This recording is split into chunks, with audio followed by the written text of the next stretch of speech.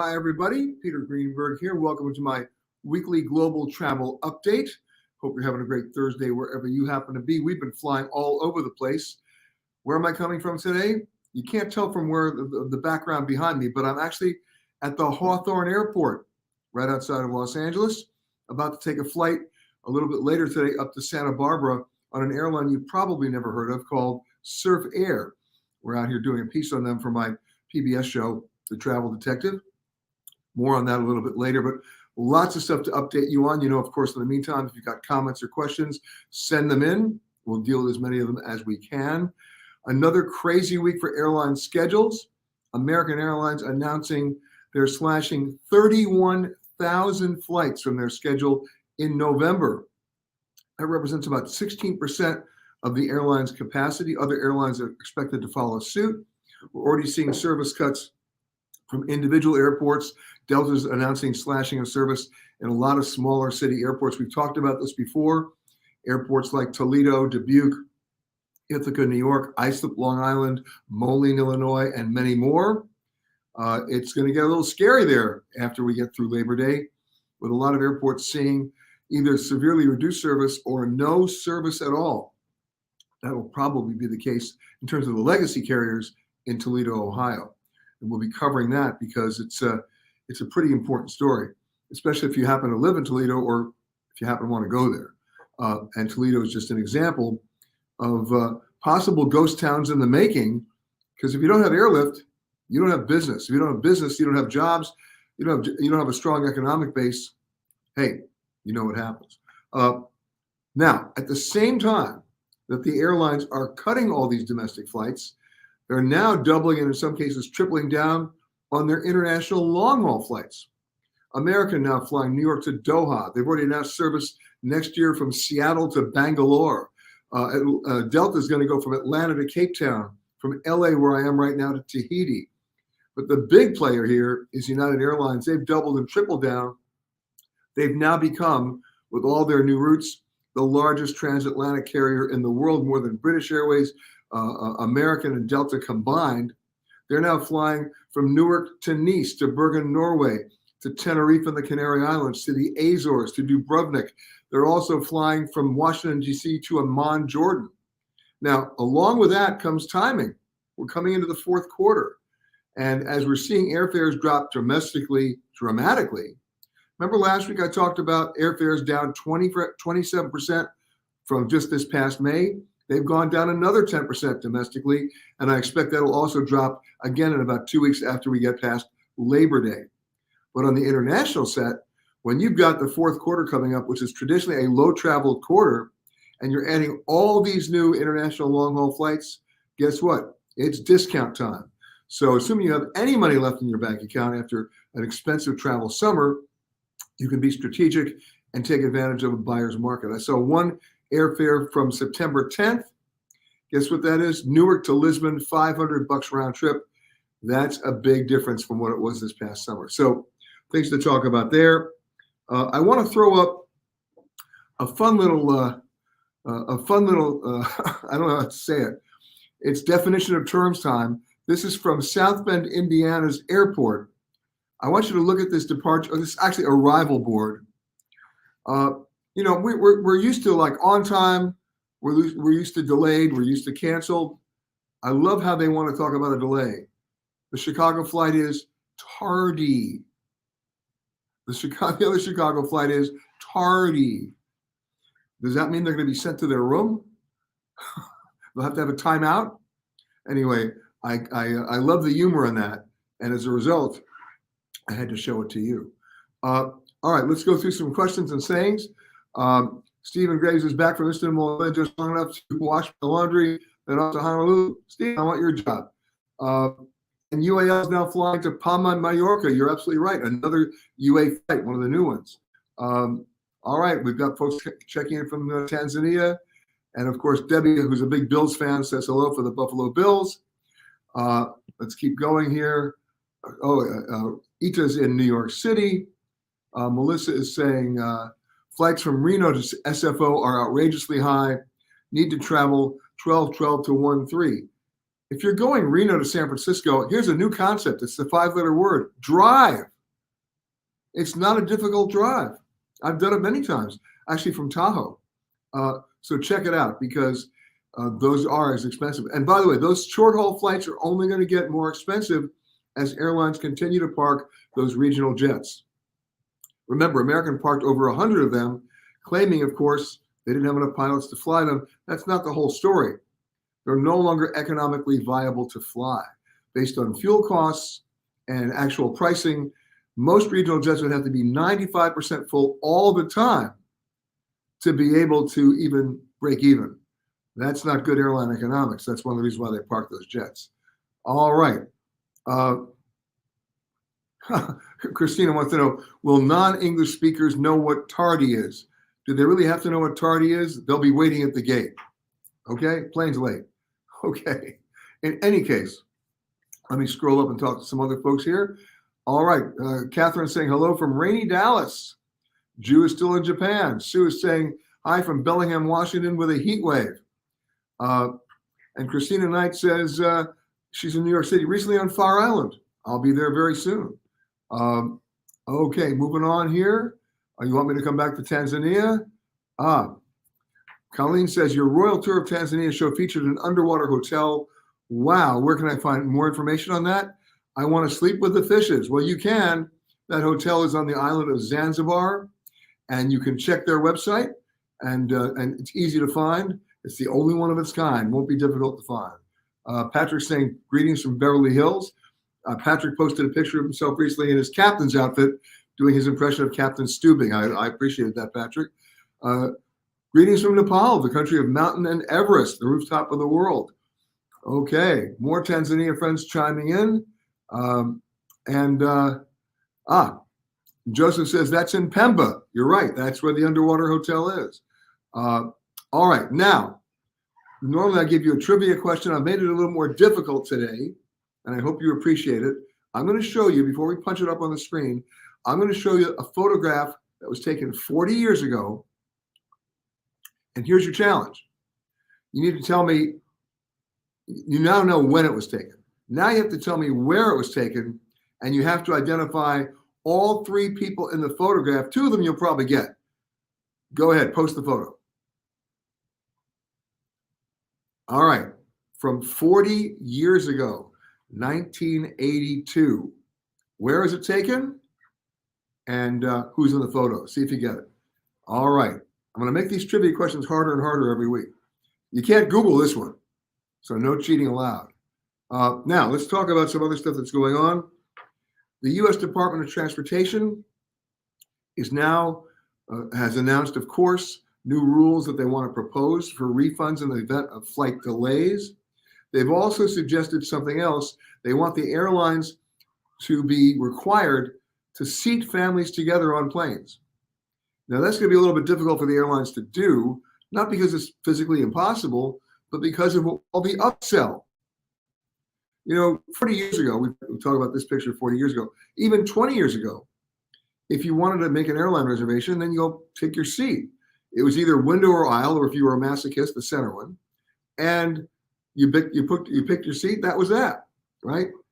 Not anymore. The airlines, of course, in their quest for additional revenue at any possible way, are now upselling the seats that they deserve, that they basically determine are the preferred seats.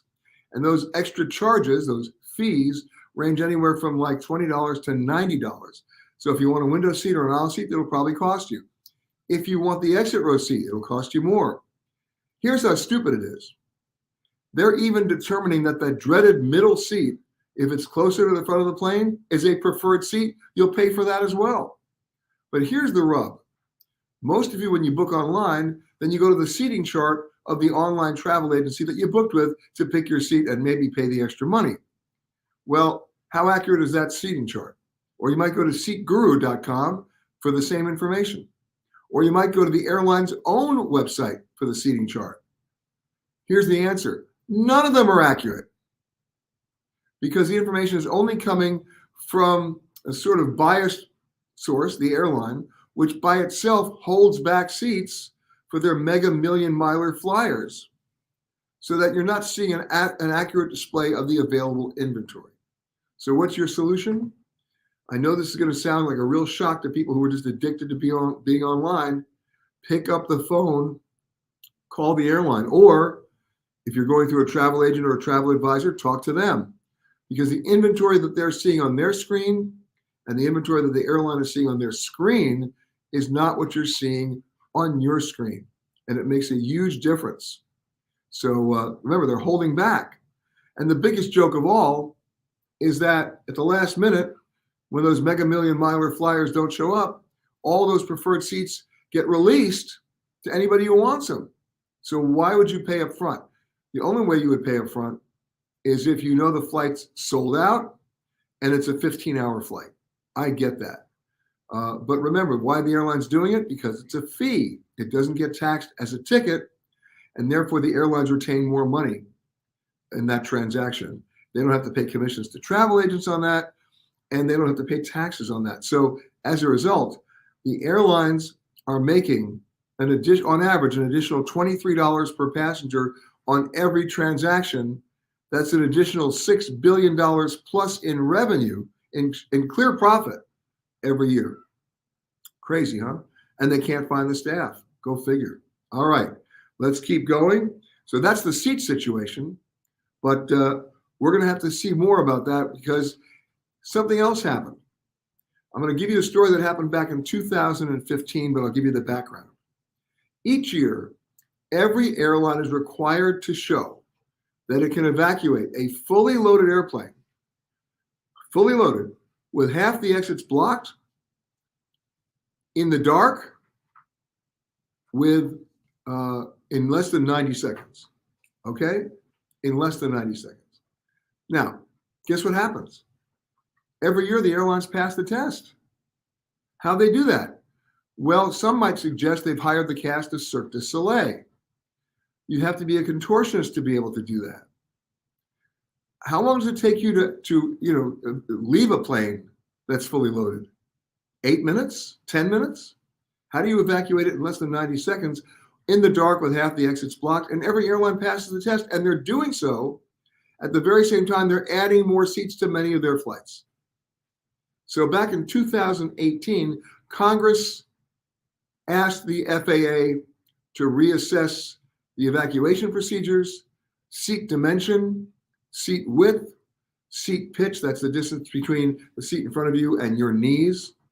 And the FAA never did it. They essentially ignored it. Well, now it's a new administration. The FAA has now said they want to readdress this, and whether it's a seat size or number of seats on a plane, and they've asked for a 90-day period for public to comment on it. Okay, I've just commented on it, but let me give you a historical example. Back in 2015, this is a classic story, which actually had a relatively happy ending, could have gone much worse. A British Airways 777 was flying from Las Vegas to London. It was fully loaded. It was going down the runway, and right before it reached that critical speed known as VR, when the pilot has to rotate, the left engine exploded and caught on fire. And remember, they're fully loaded, max gross takeoff weight. It was the pilot's retirement flight. Talk about irony. He executed an aborted takeoff successfully. The plane did not crash. The plane came to a stop. The left engine was fully engulfed in flames, which means half the exits on the left side of the plane were blocked. The Las Vegas Airport Fire Department got to the scene very quickly, but they still had to evacuate the plane. How long did the evacuation take? Anybody want to guess? Nearly 10 minutes. They were so lucky. You see, on these tests, there's not really a great cross-section of age, physical ability or infirmity, carry-on bags, right? Emotional support animals to that extent, kids, and just sheer chaos and fear. So of course every airline passes the test. It's not realistic. It would never happen in the real world. So I hope the FAA is finally going to do what Congress asked them to do 4 years ago and reassess the real times here and then take some action. maybe some new rulemaking.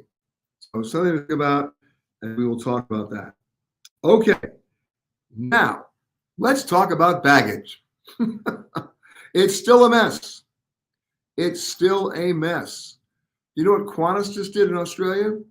Which, by the way, I talked about this last week. I got to repeat it because I have some real numbers now. Qantas is requiring its 100 top senior executives to go work at the airports on the tarmac and load bags for the next 3 months. Wow. They're actually going to experience real world conditions. Well, you'll never guess what just happened this week. After doing this for just about a week, the airline executives realized, first of all, what a tough job it is and how impossible it is to do it based on what? The airline, not the airline staffing, the airline scheduling. So what did they do? They basically appealed to airline senior management that was still left in the office to change the schedule of the airline so that connecting flights have now another hour of cushion between between connecting times because they just couldn't get the bags loaded in time. Gee, what a surprise. I would like the people who design airports to work at an airport. I would like the people who design hotels to stay in one. Because it's clear to me that the people who design airports have never flown and the people who design hotels have never stayed in one.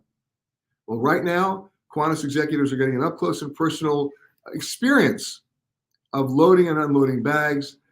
And you know what? I think that can only be a positive, and I wish more airlines would do that. If I were running an airline, I would require every one of my senior executives 1 day a week to either do lavatory work, load bags, be a ramper, basically, cargo, you name it, work behind the counter. How about that one? By the way, I did that. Many years ago at United Airlines here in Los Angeles, I got them to give me permission to work the counter from 9 p.m. to midnight because that was the crazy time. And you know what? They were right. It was the crazy time. I give them a huge shout out for what they have to go through on those late night flights because late night flights have late night passengers. I don't even have to complete that sentence. You know what that means. But the stupidest questions in the world were asked to me between 9 p.m. and midnight. And we had some fun with it, but it was enlightening to me to really see how the process works and how it gets bogged down. And every airline executive needs to see that because it might actually result in some common sense policy that they can apply. Anyway, that's my bag story. We wish all the guys in Qantas good luck. And let's keep going down here. Hold on a second. I'm going to scroll here and get everybody who's coming in. Oh, now we got lots of people coming in here. Okay. Michelle thinks it was Le Mans and Paul Newman. Well, the Paul Newman part's easy. You have to name all three, and you have to name where it was taken. And Le Mans is not correct. Okay. Speedway, Indiana. Nope. That came from Suzanne. Nancy's saying she's watching from a cruise ship in Stavanger in Norway. Hey, Nancy. All right, you're in the oil capital of Norway. All right. And Bruce thinks it was the Indy 500. Incorrect.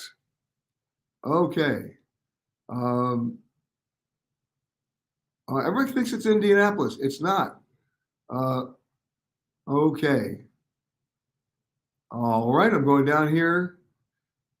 Corky thinks it was me and Paul Newman in Le Mans. Well, the me and Paul Newman part you got from 40 years ago, but no. All right. In the meantime, Catherine says, good morning from San Diego. We're going on a cruise out of Civitavecchia, or Civitavecchia, I should say. That's the major port next to Rome in October. Should we purchase airline tickets now? We will be using Celebrity's Choice Air. Well, wait a second. What you're saying to me is you're booking through the cruise line. Now, there are advantages to that, so that if the plane is late, they're responsible, right? However, let me suggest something else. You don't always get the best deal by booking your cruise airfare through the cruise line. Sometimes you do. But anybody taking a cruise that you've got to fly to the port city where you're departing from, never, I hate to use the N-word, but I'm going to say it now, never, ever fly early in the morning of the day that the cruise is departing once you land.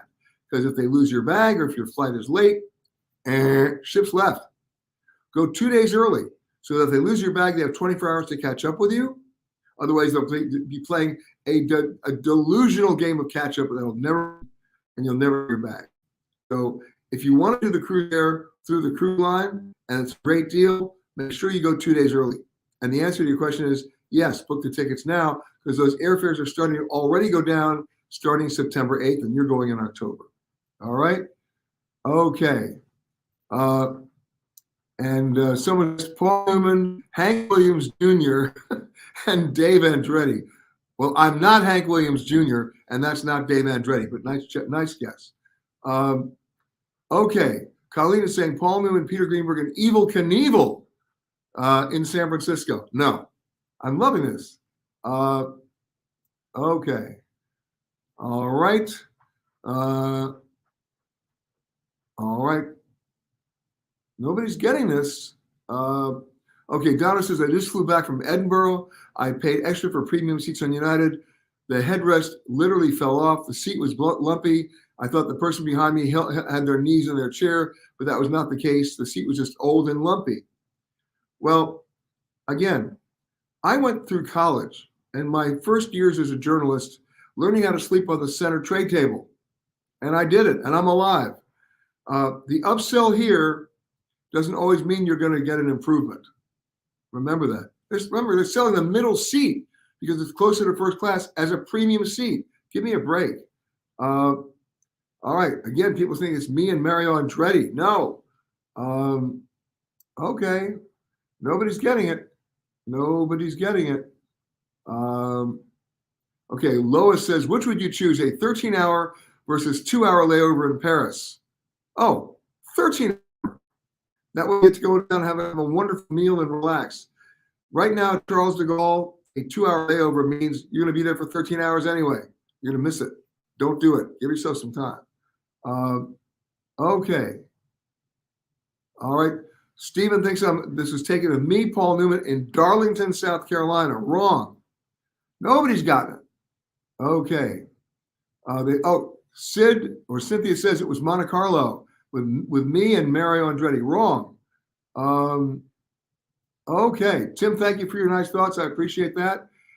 Donna thinks it was Daytona Beach. Wrong. Remember, you got to name all three of them. You got me and Paul. Who's the guy on the right?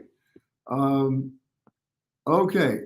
Robert says I got a great deal on Delta going Orlando to Oslo, Norway in October for less than 500 round trip. My point exactly. The fares are coming down on the international long haul. Okay. Dana thinks it was Monterey, California. Wrong. Okay. Friends of mine saying greetings from Mersin. All right. We love Mersin. You know why we love Mersin? You know why I love Mersin? That's in Turkey, by the way, on the Mediterranean, very close. It's in eastern Turkey. That's because my wife is from Mersin. Okay. Lorraine says, I worked United Ticket Counters in the 90s, didn't hear of you as a guest agent. What year was that? It was, I believe it was 98 or 99. And it was crazy. It was, and then not only did I work the counters, I went out to the gate. I went out to gate 70 at LAX. You know gate 70. It's not a difficult gate to go to.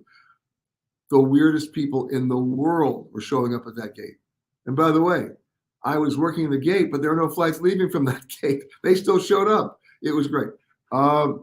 Okay. Jennifer thinks it's Hollywood. Wrong. No, it's not George Hamilton. No, it's not Emerson Fittipaldi. Okay. No. Hello, Katrina from Alabama. Anson thinks there's a ship in the background. There is not a ship in the background of that photo. Okay. Bruce is guessing again. Thinks it's in a California raceway with Dale Unser. No. By the way, I'll tell you a Dale Unser story. And it actually happened in Indianapolis when I was at NBC. We were doing a story about the racetrack there. Why? Because if you asked, they actually had some 2-seater Indy cars that anybody could go into with a driver and go around the track at about 170 miles an hour, hugging the track. We thought that was a really cool thing to do because it was accessible to anybody. We went out there with a camera crew, and it wasn't Dale Unser. It was Unser Jr., and he was my driver. How cool was that? So they got me in my race gear, they got me in the right seat, and we go around that track at 181 miles an hour, scared the living crap out of me. But we made it. We had cameras rigged in there. They had to take me out of there on a spatula, but we did okay. We shook hands, took some photos. I get on a plane, I fly back to LA. The next morning, I'm not kidding, I get my issue of the New York Times and the LA Times, and on the front page of the sports section was the story that my driver had just been arrested for DUI. Oh, wow.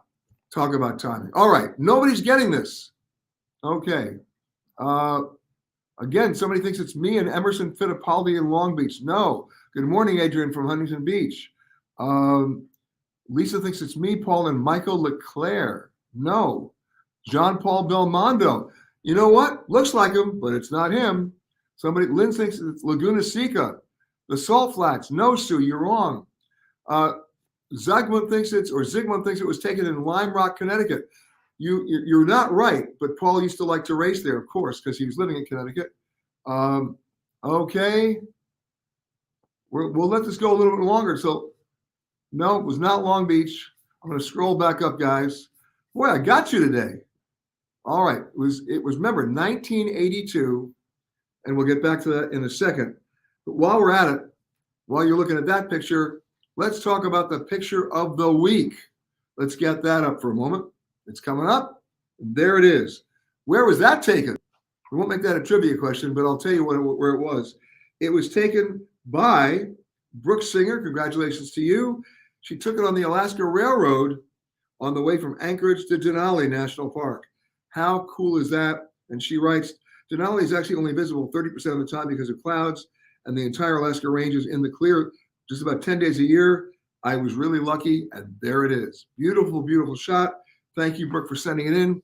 And if you think you've got a photo that qualifies as the photo of the week, you know exactly what to do. Send it right to us at peter@petergreenberg.com. And if we agree with you, it goes right back up. All right, let's continue on here. Nobody's guessing this. I love this. All right, I'm going to keep scrolling down until I find somebody who gets it. And then I'll tell you the story. Look, you got it was me and Paul Newman. Who else? I'm looking here. I'm scrolling down to see if anybody's getting it. Let's put the picture up again, if we can. There it is. I'm looking. Nobody gets it. Oh, hello from Arkansas. What's the best? Oh, Betty wants to know what's the best airline to check out flights from LA to Australia? Well, of course, Qantas goes. Virgin Australia used to go. I think they're back. Delta is wanting to go back. And United's going. So check them out. They're all long hauls, as you know. And if Australia is bringing back, or if Qantas is bringing back the A380s, I'd pick them. All right. Catherine says, if you're going to Botswana, do you fly into Victoria Falls? Well, you can, because the actual ride from Victoria Falls to Botswana is only about 45 minutes. Or if you really want to do a cool trip, one of the most incredible railroad trains in the world is something called Rovos Rail. It's based in Africa. You get on the train, beautiful. I mean, Google this. It's unbelievable. You get on the train in Pretoria, you go through Zimbabwe, and it takes you right to Victoria Falls. It's about a 3-day trip, 2.5-day trip. This, to me, it's even better than the Orient Express. And they've done a great job. And interestingly enough, on one or two of their routes, on one or two of their days, they don't do it all the time, so check it. They put on the original steam train, and it's Robert Redford and Out of Africa all over again. So there you go. Okay, Doris, good morning from Long Beach. Doreen Ringer Ross, my old pal. Hello, Doreen. Okay, Jabir is saying hi. Okay. Bruce Siegel saying, everybody's listening because they're all stuck in traffic in the Hamptons. Of course you're stuck in traffic in the Hamptons. It's only a 2-lane road, and people are just too busy trying to get dressed to look casual, to meet people they don't want to see anyway. That's my definition of the Hamptons. Sorry. All right, let's move on here. Michelle thinks it's Le Mans with Paul Newman. Wrong. Okay. No, it's not Speedway, Indiana. I'm still looking. Nope. My goodness, somebody's going to have to get this. Corky thinks it's me and Paul Newman and somebody named Tank. No. All right. No, no, nope. Everything's a no. Hold on. Somebody's got to get this. I want to give this to somebody for figuring it out, and I'll tell you the whole story. Everyone's guessing Mario Andretti again. No, it's not Daytona Beach. Okay. Wow. Nobody. Come on, guys. No. Jennifer DiNardo, you almost got it. Wrong location, but you almost got it. That's all I'm going to say. Sharon says it's George Hamilton. No, it's not. All right. Jennifer's just come back into me. I think she's got it, but she's got the wrong name, but she's close enough. I'm going to give it to you, Jennifer. It's Paul Newman, me, and she said it was Tony Sullivan. No, it's the race driver, Danny Sullivan. All right, Jennifer, so I'll give it to you. Me, Paul Newman, and Danny Sullivan at the Grand Prix in Las Vegas. It was at Caesar's Palace, and Newman's team was driving. What was I doing there? Believe it or not, I was with Paul Newman for about 5 weeks doing the extended Playboy interview back in 1982. How about that? And crazy. And had a lot of fun, too. All right. So somebody got that. Jennifer, congratulations. You got that one. Let's continue to stroll down here, and hopefully we'll have some other questions that we can answer. Lisa, you got a runners-up. You thought it was me, Paul, and Danny Sullivan in San Marino. No, but you got the 3 people right. So here you go. Gene saying hello from Tulsa. No, it's not Marlon Brando. Oh my God, no, it's not Rick Mears. We already know who it is, and it's certainly not Richard Petty. But anyway, now you know it's me, Paul Newman, and Danny Sullivan. What a great week that was in Las Vegas. Okay. And no, Christina, this is not taken at an airport.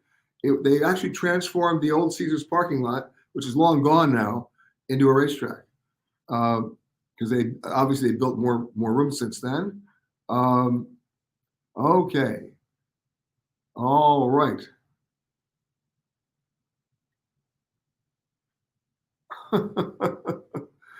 Lynn says, that was the year you bumped me out of the seat, LAX.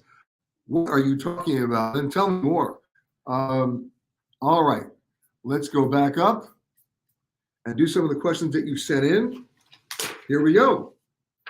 Bonnie wants to know, I'm traveling to rescue animals in the Ukraine. Can I bring my bulletproof vest and my baggage through TSA? The answer is you can. And good luck for you.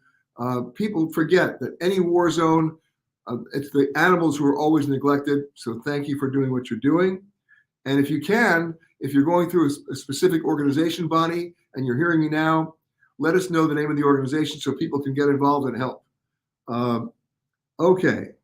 Susan says, why are they canceling so many flights starting in November? I fly a lot, even during the peak of the as you call it, the scamdemic, and flights are oversold. How do we find out about the newly added flights? Well, I just told you about the newly added flights. But the reason why they're canceling so many flights in November, they're trying to do some advanced triage. Remember, the fourth quarter is a very low travel period, especially with business travel not necessarily come back. So I think they should be applauded for thinking ahead and realizing this makes no sense. And by canceling the flights that they don't need, they can reposition their pilots and their assets to the flights that you need. I hope that's the reason. Okay. Sarah says, do you think it's a good thing that JetBlue merged with Spirit? Well, number one, it hasn't happened yet.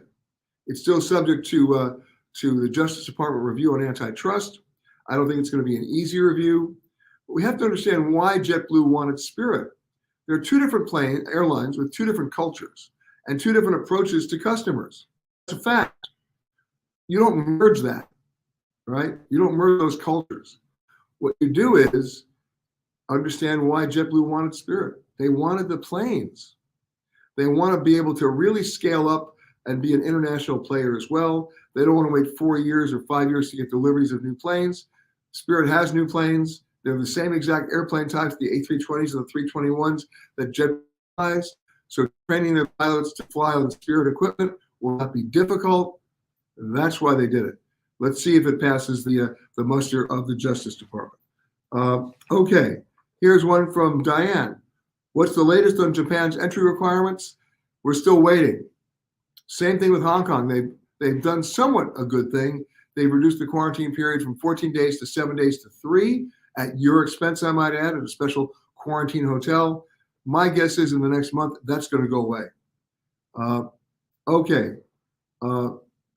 Peter, you mentioned the day September 8th, and I can't remember what that day was special for. Well, it's special only because it's a few days after Labor Day, and that's when people are trickling back from the last weekend of the summer, and that's when a lot of those deals kick in. It's as simple as that, plus kids are back in school. Okay. Now, let me go back here. Scroll back down here while I've got you guys. A lot of thank yous to Bonnie for rescuing those animals. Absolutely. Marvin wants to know, has the Amsterdam airport improved any? Answer is no. Again, wait till September. Now Lynn explains, because I bumped her out of her seat. Okay, this isn't fair, Lynn. Listen to me. Because I bumped her out of her seat, she had to take a jump seat on that flight. Lynn, you were flying as a non-rev passenger as an airline person. Of course you got the jump seat. I was a revenue passenger. Da-da. I say that with all good sense of humor, but that's the real. Okay. All righty. Hi from Tuscany. Yes, they want to know the organization helping the animals in Ukraine. Please let us know, Bonnie. Christine says, is Frontier Airlines out of the loop or still a competitor in the smaller market? Oh, they're very much in the loop. This JetBlue merger with Spirit, if it goes through, leaves Frontier as what? America's largest ultra low-cost carrier. You'll watch them expand a lot of the routes. Because remember, if JetBlue takes Spirit for the planes, that doesn't necessarily mean JetBlue is going to fly the routes that Spirit's flying right now. They'll fly some of them, but they're not going to fly all of them. And Frontier is just waiting. But this is going to take at least 3 to 6 months for it to wend its way through the approval process at the Justice Department. Okay. Marlene says, I recently booked JetBlue from Chicago to New York, and they put me on American Airlines. Did they merge? No, they didn't merge, but they have a strategic marketing alliance that allows them to do that, which, by the way, is being challenged right now by the Justice Department. Until that challenge is heard and resolved, they're still going to be doing it. American and JetBlue are code sharing on a lot of flights as well. So that's one of the reasons why they can do that. And guess what? The fact that they did that allowed them to do that with you if the first plane canceled, which is not a bad deal considering so many flights are full. A couple of housekeeping notes before we say goodbye today. Number one, of course, radio show this Saturday, coming from a very special location. And I'm going to tell you that we have a very special guest. I was in Normandy, in France, with somebody who knows it very well because his grandfather led D-Day. I was with David Eisenhower, and we were on the beaches of Normandy doing an extended conversation of D-Day, World War II, and the legacy of both Churchill and Eisenhower. Fascinating conversation on board the World Navigator. It was done by Go Hagen Travel out of Chicago. We want to thank them for letting that happen. And there'll be other things on the show as well. We'll be in Bilbao. We'll be in parts of other parts of France. But you got to listen in for my conversation with David Eisenhower, Dwight Eisenhower's grandson, and a professor of history in Pennsylvania. So check in for that. That, by the way, that conversation will be an extended conversation on our podcast as well. Of course, Travel Detective Season 7 is airing now. If you can't find it, go right to Amazon Prime.